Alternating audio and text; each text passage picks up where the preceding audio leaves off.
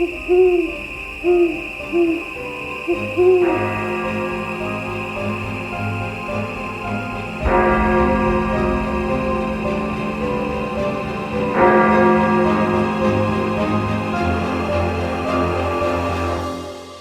12 past 3.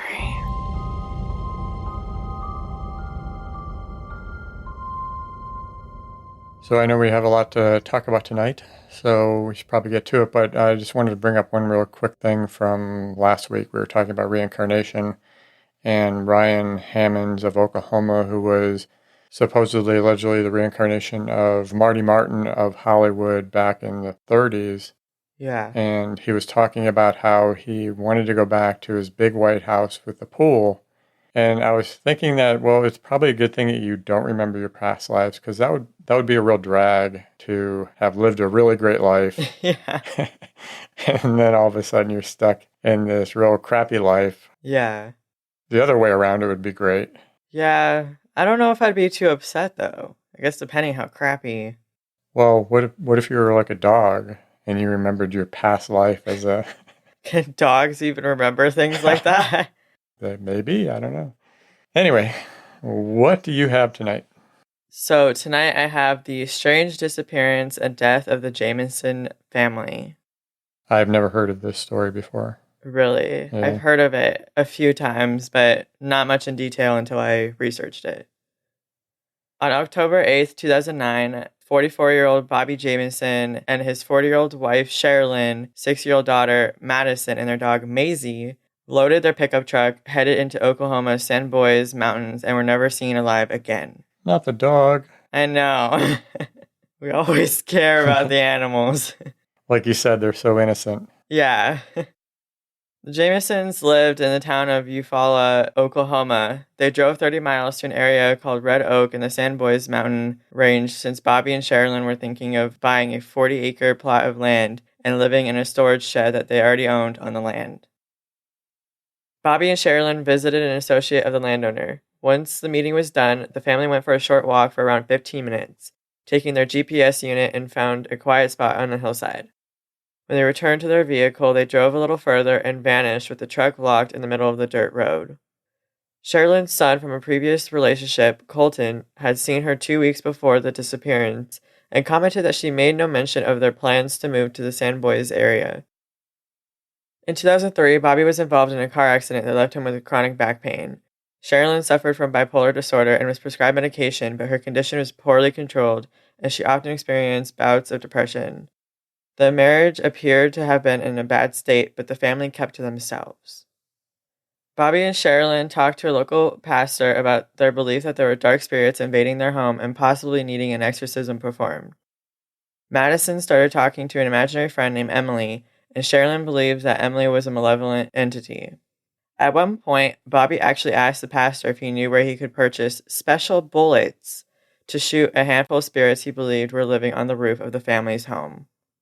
I'm starting to think that you just took the Amityville Horror and changed the names. Were there special...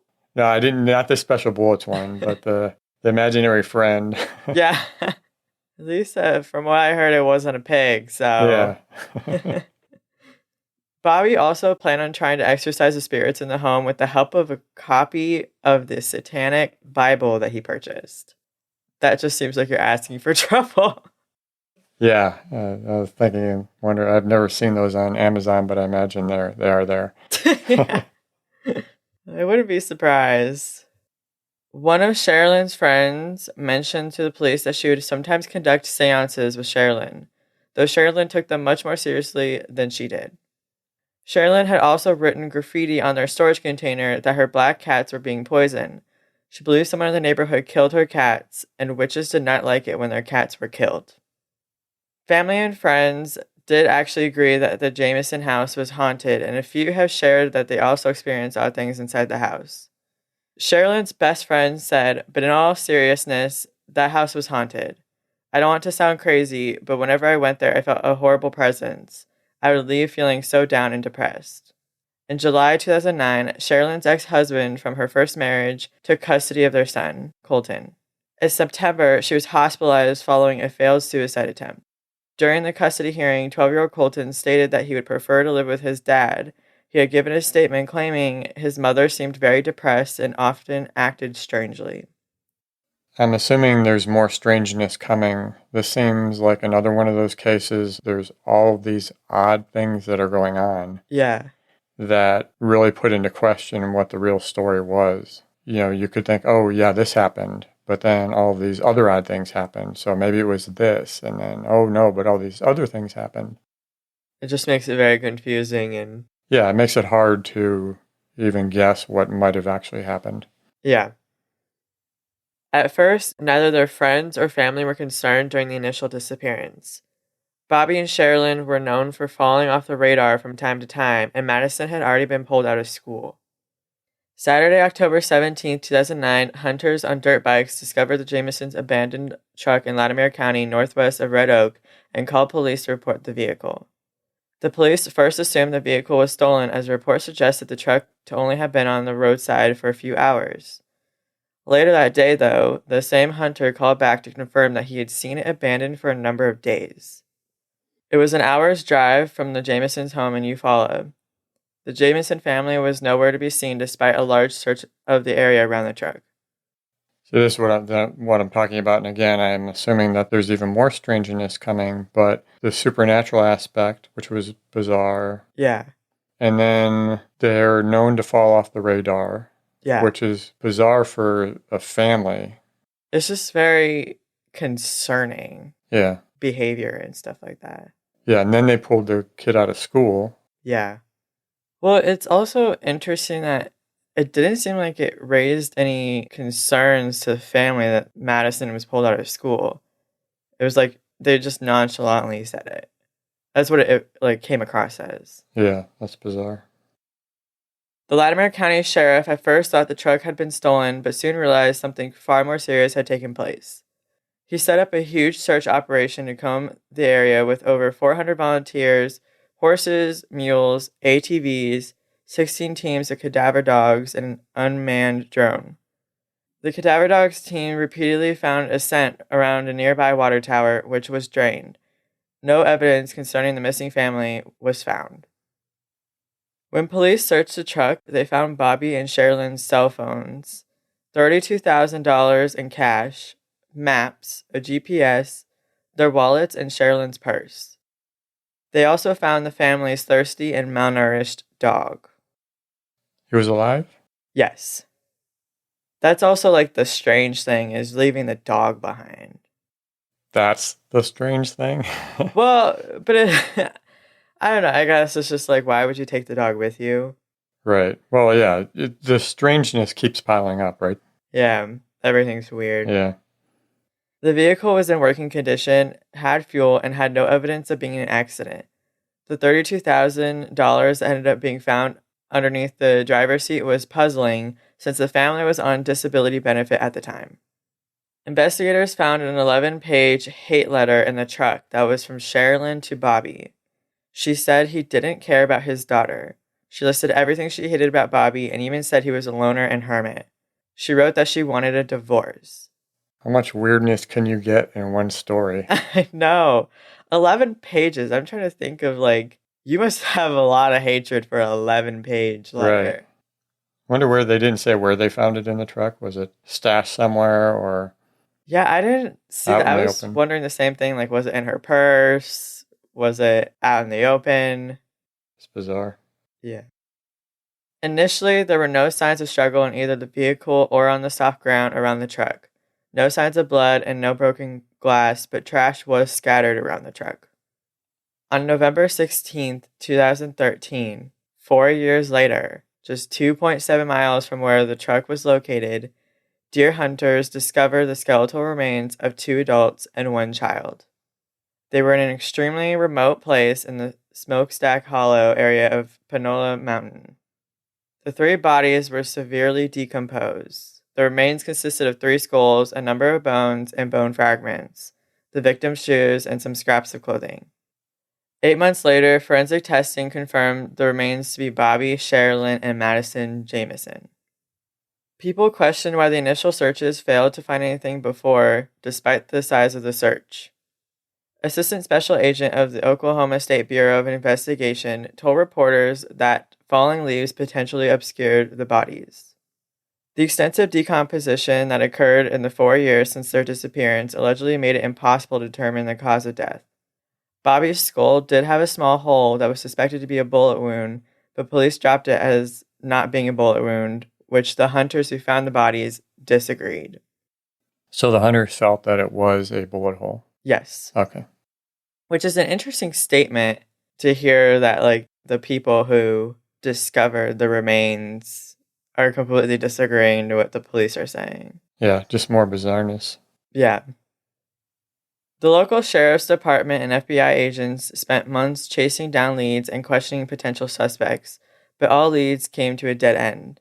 The sheriff said a lot of investigators would love to have as many leads as we do. The problem is they point in so many different directions.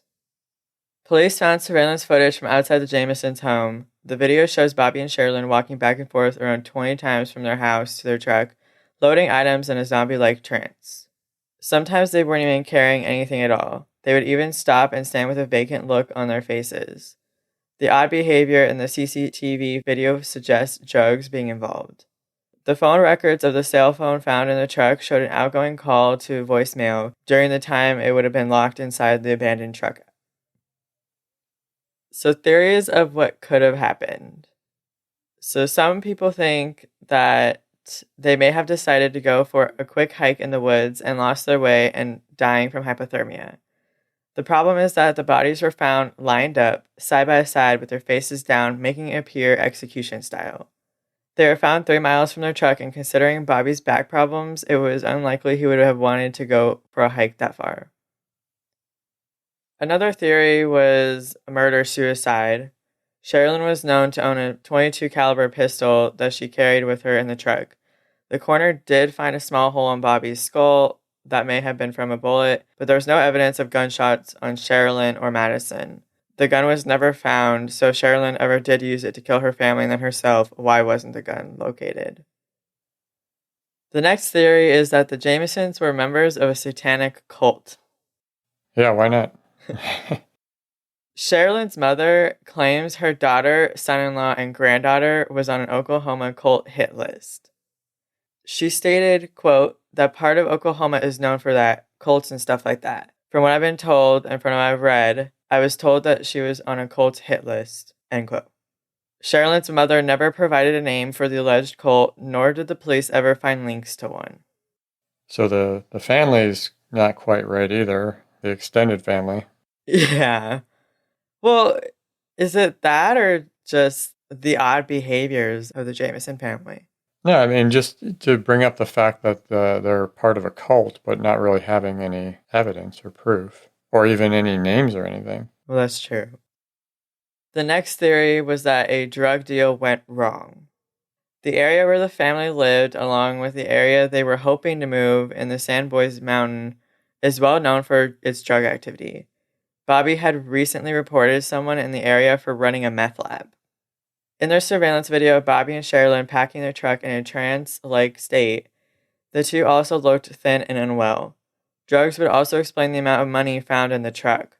Drug abuse would explain the erratic behavior. One specific theory is that the Jamisons saw illegal drug activity, saw more than they were supposed to, and were killed because of it. After searching the house, police found no evidence that they were taking meth or any other illegal substances. Just keeps getting strange. Bizarre, bizarre, bizarre. Now, another strange theory is that Bobby's dad killed the family. The family filed a protective order against Bobby's dad, Bob Dean Jamison, claiming that he threatened to kill them over some business dealings. In the protective order filed in April 2009, Bobby alleged that his father had intentionally hit him with a car on November 1st, 2008, and that he was a very dangerous man who thinks he is above the law, and that he was involved in prostitutes, gangs, and meth. Prior to his death, Bob Dean had a long-running feud with his son. It came to legal action when Bobby accused his father of backing out on an agreement to give him half the proceeds from the sale of a gas station he owned. Bob threatened the family, and there were also rumors he had connections to the Mexican mafia. Okay, so we have, well, this Supernatural. Yes. Can't forget that because I almost forgot that with all the other crap going on. Yeah. Cults. Yes. Drugs. Mexican mafia. Yes. Okay, just want to make sure we're caught up. Yes. Bobby's father died 2 months after the family went missing in December 2009 at the age of 64. And Bobby's uncle, Jack Jamison, said Bobby's dad was either in a hospital or a rest home at the time of the disappearance, and that he was a disturbed individual but not capable of murder. Investigators said Bobby Dean had a solid alibi and dismissed him as a person of interest. Prior to the disappearance, a handyman and family friend called Kenneth Bellows stayed with the family. In August of 2009, after finding out that Sherilyn had Native American heritage, Bellows' white supremacist leanings were uncovered. Arguments between the two broke out and resulted in Sherilyn firing a .22 caliber pistol into the ground by his feet. Sherilyn pointed a gun at him and forced him to leave the house. The man had a solid alibi, so police dismissed him as a suspect, but it is at least possible he had true connections to white supremacists and that Sherilyn's name ended up on a hit list. More hit lists. More hit list, and now we have the white supremacist. So Yep. what group have we not included in this? Well, we're getting there. The next theory was that the family was kidnapped by pedophiles. Perhaps the family was kidnapped so the kidnapper or kidnappers could get to Madison. When police examined Bobby's phone from the truck, they found a final picture of Madison taken up on the mountain. Friends and family believe it was not taken by Madison's parents. Quote, in the picture, Madison is looking away from the camera. She looks unhappy and she has her arms crossed. If that had been Bobby or Sherilyn behind the camera, she would not have looked like that. End quote. It is debatable whether she really looks unhappy enough to determine whether the photo proves anything. I did see this photo, and I don't really see anything strange about it. It literally looks like a kid who is probably unhappy that she's hiking in mountains. Yeah, this one seems like they're really grasping at straws. I don't think all these theories are by police. I think they're by people who want to solve the case. That explains a little bit of why, we have so many crazy theories running around. Yeah, I think a lot of them is, because people have the need to help solve cases. This one, though, seems the craziest and the one most out there. Yeah. That, there just doesn't seem to be any real evidence to even suggest pedophile was involved. Yeah, that's true. Well, the family had stated that the photo was weird. I don't know. I think they're even grasping at straws. How can you make such a judgment on a picture? Yeah, and say that, they wouldn't have taken it because she wouldn't have looked like that if they took it. Yeah, I think it was just because they were trying so hard to find something out of it. So the final theory is witchcraft and possession. Finally. So the family's pastor, Gary Brandon, told police during the initial investigation that the family had been involved in spiritual warfare, and that both Bobby and Sherilyn had told him they had seen spirits at their home. Sherilyn said the spirits of a long-dead family lived with them. As I mentioned earlier, Bobby asked Gary whether he could obtain special bullets to shoot the spirits. He also said that he had consulted the Satanic Bible to rid the property of the evil presence. A witch's Bible was found in the house after their disappearance, and there were also the strange messages that were found written on the side of the container the family had planned to move into sitting outside their home. So those are the only thing that suggests witchcraft and possession were the spirits, and the message that was on the side of the container was mentioning that witches were unhappy about neighbors poisoning their cats. This family disappeared, and they were found 4 years later. They were face down, lined up, all this weird stuff. You think of what could have happened. But then on top of that, they had all this weird supernatural stuff going on in the house. Yeah. And you're thinking, well, how can this not be related? Yeah. Just really creepy. But that's it. There was not a real answer as to what happened, which is really strange and sad. Yeah, I'm going to have to absorb this a little bit because it's just so bizarre and there's so many aspects to it. Yeah. I just don't know what to make of it. Yeah. Yeah, it's interesting. I had no idea you were doing this story. Yeah. And then the story I came up with, not totally related, but a little bit in the supernatural part of it. Yeah. So tonight I am going to be talking about the strange story of Christopher Case. The I've, Strange Case of Case. yeah, I've never heard of this. I didn't either. I ran across this in a book on true ghost stories. After reading it, I couldn't believe I hadn't heard this story before, just because it's so bizarre. It seemed like one of those stories that would be pretty well known Yeah. and talked about a lot. So that's why I was surprised I never heard about it before. I thought it was so bizarre that I was actually wondering if it was an urban legend. Oh, that'd be interesting. Yeah. Well, it's always so confusing because I've had that before where I've heard, like, wow, this is really creepy and weird. And then finding out that it's like either made up or an urban legend. Yeah, even in books I read, because I'll read some things in books that are like just seem not right. Yeah. So I'll go double check and I'll find that, yeah, what they're saying in the book is totally off base. Yeah. So yeah, it's kind of weird. Now, I certainly can't say any of my stories are extensively researched, but I did do some extra digging on this one to try and be as certain as possible. Yeah.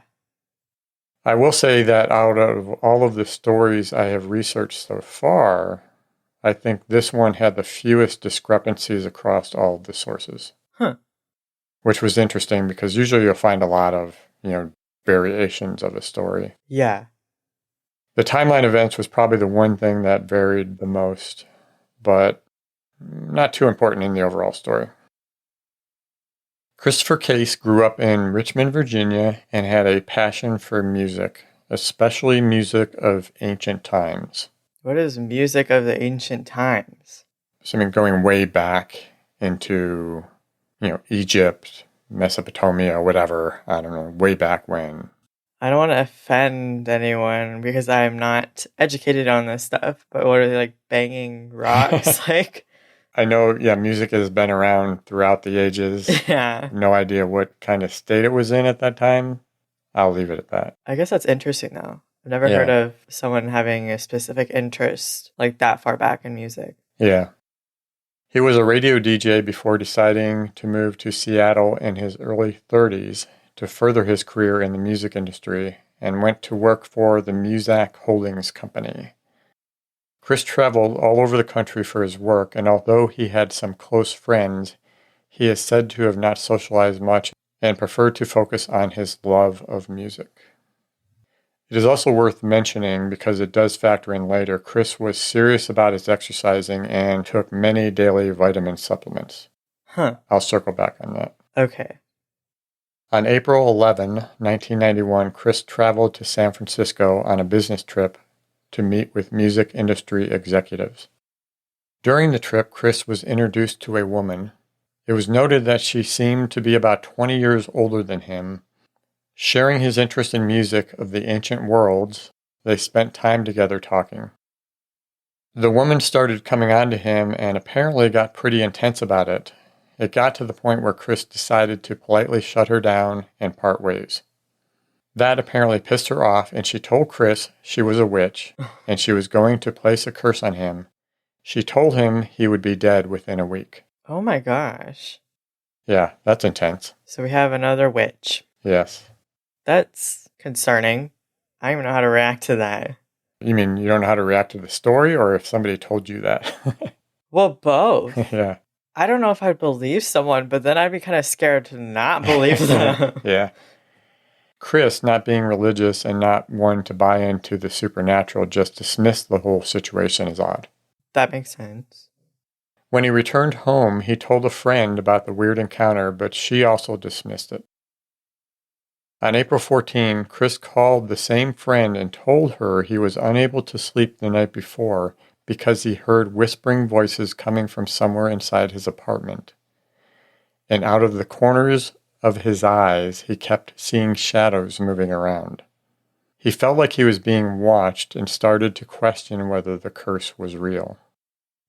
I don't know if at that point I would question if the curse was real or I would think it was in my head. Like, I'm not trying to dismiss the experience, but if it were me personally, I feel like I would be thinking that it was already in my head that there was a curse on me.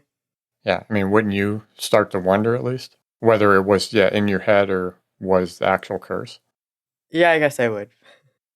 Now, I talk about a friend he was in contact with, but I read that he had phoned numerous friends over the following days to talk about what was going on. So, Yeah, that makes sense. yeah. Over the next few days, Chris progressively became more panicked and began expressing that he feared for his life. At one point, telling them he was sure he would be dead by the end of the week. I'd be concerned being on the other end, hearing someone talk about stuff like that. Yeah.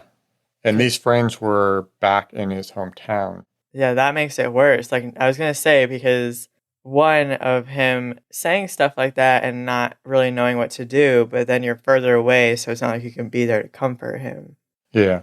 That's gotta be horrible. On April 16, he told a friend that he was attacked overnight, waking up to feel hands on his throat, and in the morning he found blood on the sheets and tiny cuts on the tips of his fingers. Ugh. One story I read said he mentioned he was paralyzed and was lifted off his bed during that attack. Oh my gosh. Anytime I hear something like that, which is common in alien abduction stories, I think of sleep paralysis. Oh, I was thinking of in Ghostbusters, her levitating over the Oh, bed. I always think of, and I'm not discounting the story. It's just, I do suffer from that. Yeah. And it usually is triggered from stress and being overtired. Yeah, that makes sense. Yeah. And you do experience a lot of weird things. See, I've only had sleep paralysis once, knock on wood. There's like the little superstition thing. But yeah, I remember when I first had it, I genuinely thought the things that were happening during it were actually happening in real life. So I can see how that could be a sleep paralysis thing. Yeah. Now, this is a tiny bit of the story. So again, not discrediting Yeah, no. any of it, but not all of the sources mentioned the levitation. So I'm just wondering if this isn't actually part of the story. But Yeah, I guess if he was killed by a witch, levitating isn't too crazy, right? that's true. That day, he went to a religious bookstore and purchased numerous crosses. Curious about the purchase, the owner asked him why he needed them. Chris explained his situation and said he was trying to defend himself. The owner recommended some books on protecting against witchcraft. Now, I was going to say, kind of rude that the owner was asking why you needed all those crosses. I feel like that's kind of invasive. But I guess if he recommended books on how to protect against witchcraft, it helps. I was wondering the same thing about him questioning it, but I guess, maybe not too many people come in and buy a handful of crosses. Yeah. So maybe that's why he was just asking. I feel like I would be afraid to ask. I don't know if I'd bring it up, but I mean, that's your business. Somebody comes in or wants to buy a bunch of crosses. Yeah. You're curious. The cynical side of me thinks, well, he was just upselling, right? He got him to buy some books. That's true. That's true. But, then on the other side, it's like, okay, well, he was trying to help. Yeah. It is not known what happened that night because Chris did not discuss the details with his friends, but it is known that sometime during the night, Chris went to stay at a hotel. Wow. I wonder what happened for the fact that he wouldn't discuss it. Well, I think you'll see as the events progress that there was just not time. Okay. A friend attempted to reach him the next morning, but being unsuccessful, they phoned the police in his area requesting they do a welfare check. The police found his apartment locked and nothing suspicious, so they left. When Chris's friend got home that evening, she had a message from Chris on her answering machine. Answering machine seems like such an odd term these days. Yeah, that's so old. Yeah. I guess for at the time, it's 91. It's just you don't really hear that term very often anymore. I want to kind of go back to the friends requesting a welfare check, and the guy didn't even answer, but they left anyways. Well, what are they going to do? I mean, he's not home. He doesn't answer. But how do they know if something didn't happen inside? Well, I guess if it was an apartment, you would think they could go to the superintendent and ask them to open the apartment. Yeah, Yeah, that seems like more reasonable that would have happened, yeah, that they would have asked. But I don't know what the police procedures are, so. that's true. On the message, Chris was described as sounding resigned to what was happening. He said they had almost gotten him the previous night, and he believed he would not survive another night. That day, Chris went to see a Catholic priest, and he paid another visit to the religious bookstore seeking more help in defending himself. I had read that the police went to the apartment on 3 different occasions. This is one of those areas where the timeline wasn't completely clear. Yeah. The first 2 times, his place was locked up and nothing seemed suspicious, so they left. The 3rd time they went, the door was unlocked. I'm assuming this was on the morning of April 18. Is April 18 significant? Yes. Okay. There were no signs of a struggle or forced entry. They found many crucifixes and candles throughout the apartment.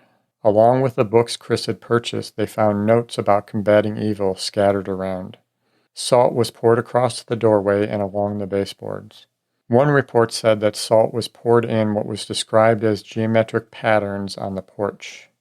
Religious music was also playing quietly in the apartment. I feel like that's a very eerie scene to walk into. Yes, that would definitely be creepy. It's like a horror movie. Mm-hmm. Chris's body was found in his empty bathtub. He was in a kneeling position, fully clothed, his head resting against the wall. He was only 35 years old.